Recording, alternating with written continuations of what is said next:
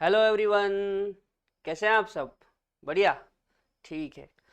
आज हम लोग एटॉमिक मास में परसेंटेज इंक्रीमेंट और परसेंटेज डिक्रीमेंट कैसे निकालते हैं वो देखेंगे। तो करें स्टार्ट। चलो।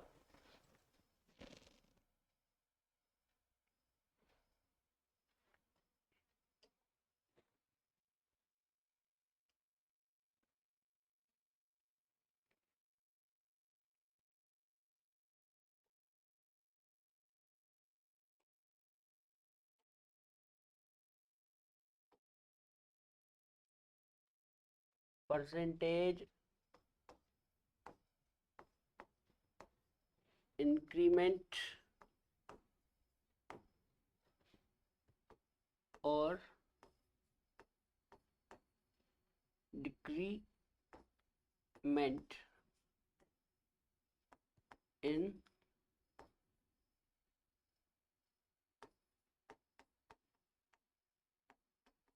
Atomic mass. ठीक है। एटॉमिक मास में परसेंटेज इंक्रीमेंट या डिक्रीमेंट, तो इसको निकालने का तरीका होता है बेटा,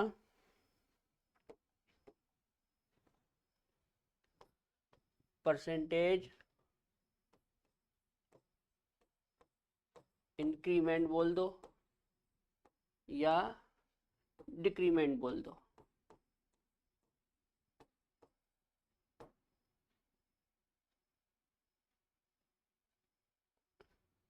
इंक्रीमेंट बोल दो या डिक्रीमेंट बोल दो। तो निकालने का फॉर्मूला होता है final mass minus initial mass बटा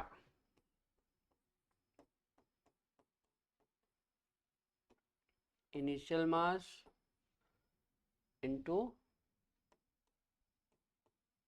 100। ठीक है। क्या करेंगे? परसेंटेज इंक्रीमेंट या decrement equal to final mass minus initial mass upon initial mass into 100, है ना। यहाँ पे इंटू में 100 आएगा, है ना। जगह थोड़ी कम पड़ रही है।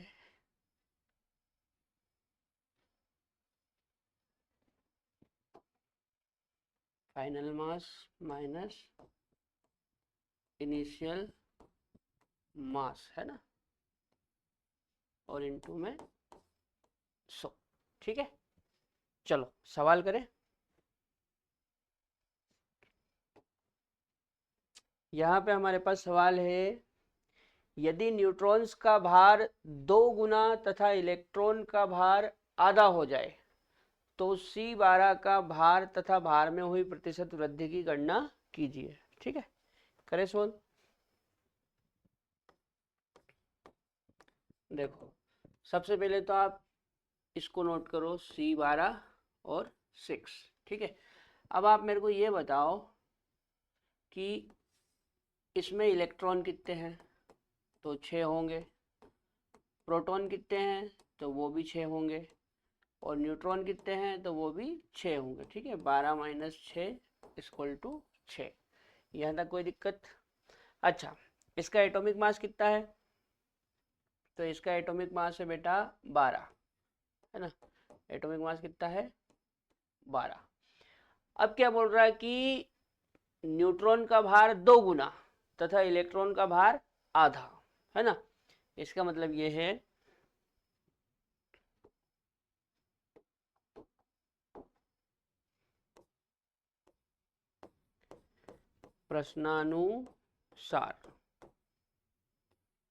प्रश्नानुसार क्या बोल रहा है कि न्यूट्रॉन का भार 2 गुना कर दिया जाए। अच्छा, यहाँ पे देखो न्यूट्रॉन कितने हैं? 6। यदि न्यूट्रॉन का भार 2 गुना कर देंगे तो न्यूट्रॉन की संख्या डबल हो जाएगी। इसका मतलब ये है कि न्यूट्रॉन कितने हो जाएंगे? न्यूट्रॉन 6 की वजह हो जाएंगे 12। ठीक है। अच्छा, और क्या बोल रहा है? तथा इलेक्ट्रॉन का भार आधा कर दें। तो इलेक्ट्रॉन का भार जब आधा करोगे मतलब इलेक्ट्रॉन की संख्या आधी हो जाएगी। तो पहले इलेक्ट्रॉन कितने हैं? 6, 6 का आधा करेंगे तो 3। ठीक, इतना क्लियर है। अब आप ये समझो हम भार कैसे निकालते हैं, तो हम भार ऐसे निकालते हैं, A equal to proton plus neutron. Proton, देखो प्रोटॉन के बारे में तो वो कुछ बोल ही नहीं रहा, इसका मतलब जितने प्रोटॉन पहले थे उतने बाद में भी होंगे, यानी कि 6। तो प्रोटॉन तो 6 ही होंगे। न्यूट्रॉन, न्यूट्रॉन हो जाएंगे 12, तो 6 और 12 18। ठीक है, इसका मतलब ये हुआ कि मेरा जो फाइनल मास है, फाइनल मास वो कितना है? 18, जबकि इनिशियल मास कितना है? इनिशियल मास है 12। समझ में आ रही बात? यहाँ पे इनिशियल मास कितना है? 12, और फाइनल मास कितना आया? 18। अब हमको परसेंटेज इंक्रीमेंट बताना है,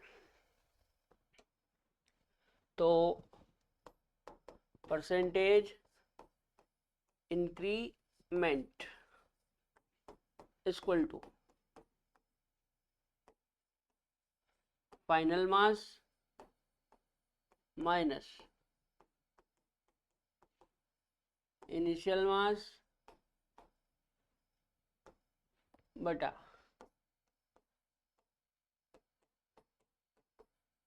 इनिशियल मास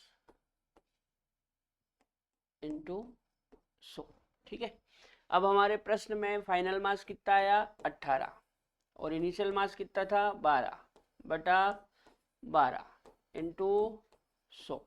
ठीक है बेटा, अब 18 में से 12 जाएगा तो कितना बचेगा? 6। ठीक है, बटा 12 इंटू 100। ठीक है, 6 से 12 को काटेंगे तो 2 बार जाएगा, इंटू 100। अब जब आप 2 से 100 को काटोगे तो कितना आएगा? 50%।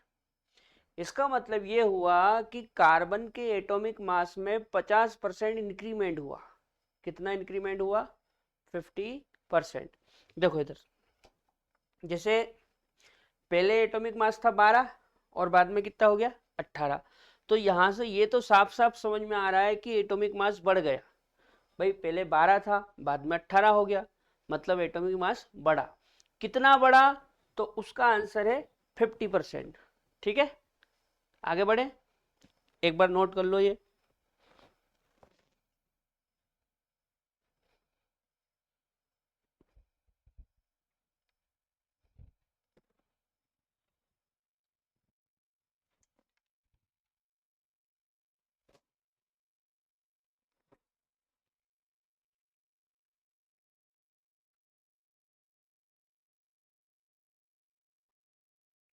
चलो अगला देखो, अगला है परमाणु प्रोटॉन, न्यूट्रॉन और इलेक्ट्रॉन से बना होता है। यदि न्यूट्रॉन और इलेक्ट्रॉन के द्रव्यमान उनके वास्तविक द्रव्यमानों के आधे एवं दुगने कर दिए जाए तो C12 का परमाणु द्रव्यमान होगा। ठीक है, चलो देखो इधर,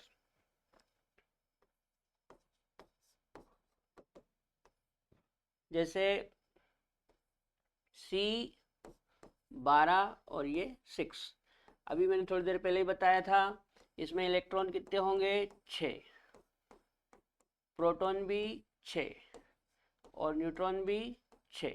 ठीक है, और यदि हम इसका एटॉमिक मास देखें तो फिलहाल इसका एटॉमिक मास कितना है? 12, यानी कि A इक्वल टू हो जाएगा 12।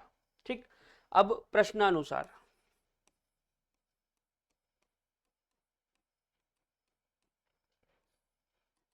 प्रश्नानुसार वो बोल रहा है कि न्यूट्रॉन और इलेक्ट्रॉन के द्रव्यमान उनके वास्तविक द्रव्यमानों के आधे एवं दुगने कर दिए जाए। न्यूट्रॉन का कितना कर रहा है? आधा, और इलेक्ट्रॉन का कितना करना है? दुगना। समझ में आ रही बात? इसका मतलब ये हुआ कि यदि आप न्यूट्रॉन का द्रव्यमान आधा करोगे तो न्यूट्रॉन की संख्या भी आधी हो जाएगी। तो पहले न्यूट्रॉन की संख्या कितनी है? 6, जब आधा करोगे तो न्यूट्रॉन कितने हो जाएंगे? 3। ठीक है, अच्छा इलेक्ट्रॉन का क्या बोल रहा है? इलेक्ट्रॉन का बोल रहा है कि दुगने, तो इलेक्ट्रॉन पहले कितने हैं? 6, तो 6 का डबल हो जाएगा, मतलब 12। और प्रोटॉन के बारे में कुछ नहीं बोल रहा, मतलब प्रोटॉन जितने पहले थे उतने ही बाद में भी होंगे, तो प्रोटॉन होंगे 6। ठीक है, अब हम एटॉमिक मास कैसे निकालते हैं? तो एटॉमिक मास निकालने का तरीका होता है प्रोटॉन प्लस न्यूट्रॉन। प्रोटॉन कितने? 6, और न्यूट्रॉन कितने?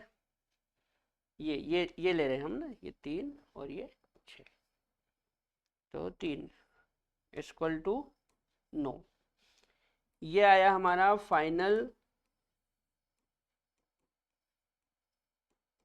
Atomic mass.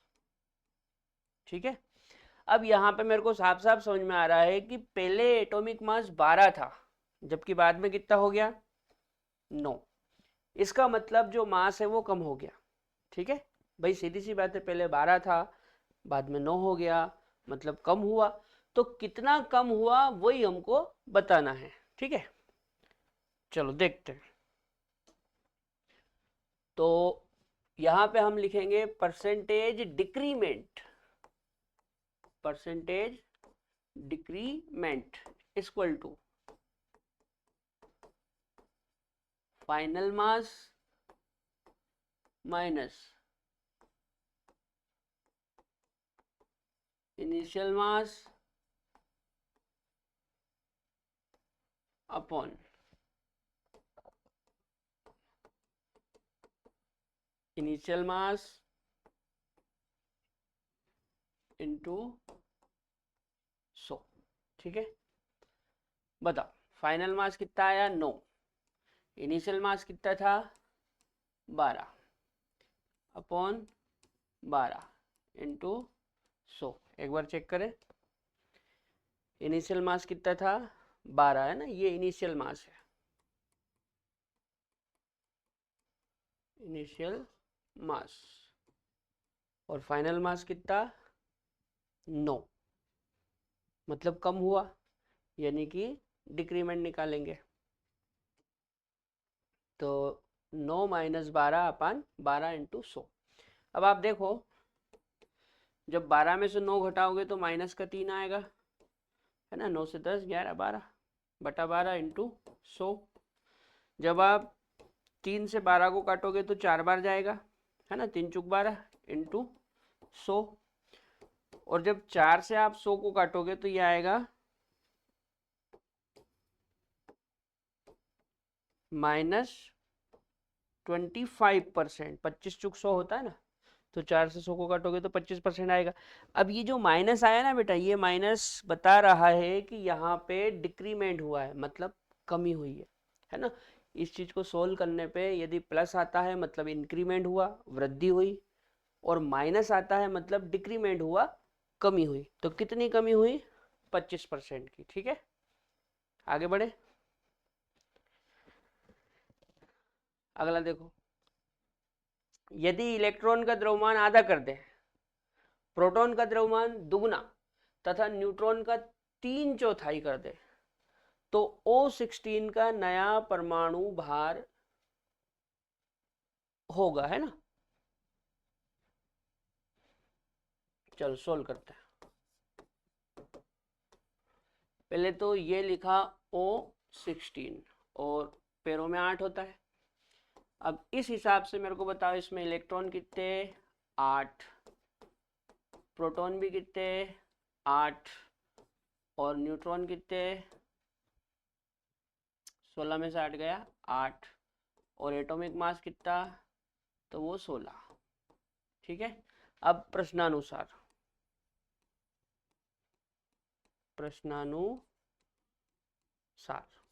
ठीक है, चलो प्रश्नानुसार। प्रश्नानुसार बोल रहा है कि इलेक्ट्रॉन का द्रव्यमान आधा कर दे, तो इलेक्ट्रॉन पहले कितने हैं? 8, आधा करोगे तो इलेक्ट्रॉन भी आधे हो जाएंगे, मतलब इलेक्ट्रॉन हो जाएंगे 4। ठीक, अच्छा, इलेक्ट्रॉन का द्रव्यमान आधा कर दे। प्रोटॉन के बारे में क्या बोल रहा है?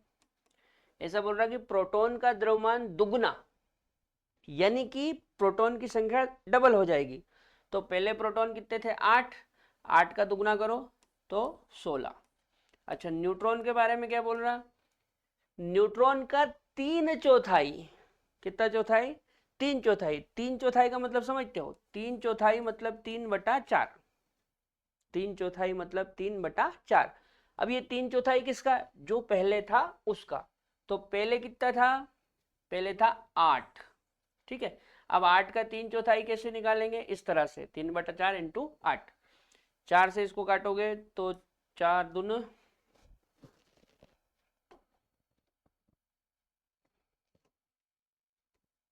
है ना, 3/4 बोल रहा ना, 3/4 मतलब 3/4 इंटू 8। तो इसको सोल्व करेंगे तो 4 दून 8 हो जाएगा। 4 दून 8 और ये 3 दून 6। ये हो गया आपका 3/4। ठीक है। 4 दून 8 और 2 तिया 6। अब एटॉमिक मास निकालो। तो एटॉमिक मास इक्वल टू होता है प्रोटॉन प्लस न्यूट्रॉन। प्रोटॉन कितने? 16 और न्यूट्रॉन कितने? 6। 16 6 22। ठीक है। ये हमारा आया फाइनल मास। फाइनल मास। और इनिशियल मास कितना था?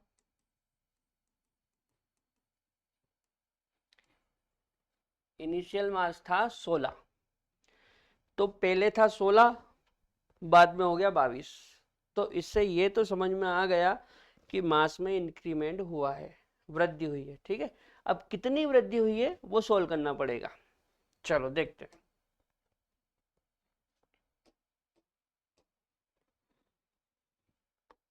तो percentage increment equal to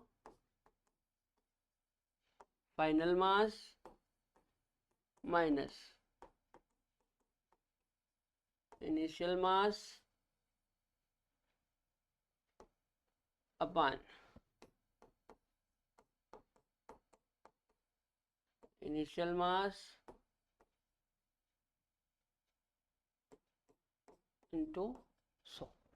final mass minus initial mass upon initial mass into 100। Final mass कितना है बेटा? 22। ठीक है। इनिशियल मास कितना है? 16 अपान 16 इंटू 100। ठीक है। 22 में से 16 घटाओ तो 6 आएगा अपान 16 इंटू 100। ठीक है। ऐसा करते हैं, इसको छोटा कर लेते हैं। तो यदि मैं इसको 2 से काटूंगा तो 3 बार जाएगा, 2 तिया 6। और इसको 2 से काटूंगा तो 8 बार जाएगा, है ना। 2 तिया 6 और 2 8 16 इंटू 100। ऐसा करो, 100 का 3 में गुणा कर लो तो ये हो जाएगा 300/8। ठीक है। चलो 8 से भाग देते हैं तो ये समझ लो कि 30 है ना। 8 को 8, 8 दून 16, 8 तिया 24। 8 तिया 24। अब 30 में से 24 जाएंगे तो कितने बचेंगे? 6। अब ये 0 उतार लो तो ये हो गया 60। अब 8 को 8, 8 दून 16, 8 तिया 24, 8 चुक 32, 8 पंच 40, 8 छंग 48 और 8 सत्ता 56। 8 सत्ता 56। अब 60 में से 56 जाएंगे तो कितने बचेंगे? 4। अब दशमलव लगा के उतार लो 0। 40 हो गया। 8 पंज 40। मतलब ये आएगा 37.5%। कितना आएगा? 37.5%। ठीक है बेटा। इतना इंक्रीमेंट इसमें हो गया। एक बार नोट कर लो।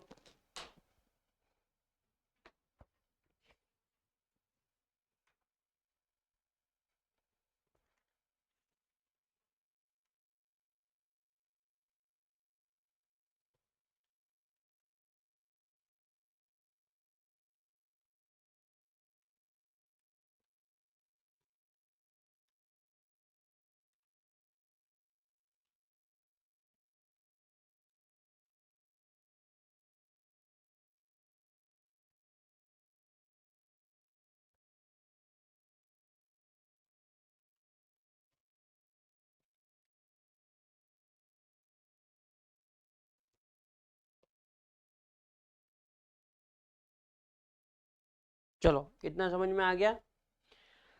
अब इसके आगे का हम लोग कल पढ़ेंगे, ठीक है। तब तक के लिए जय राम जी की।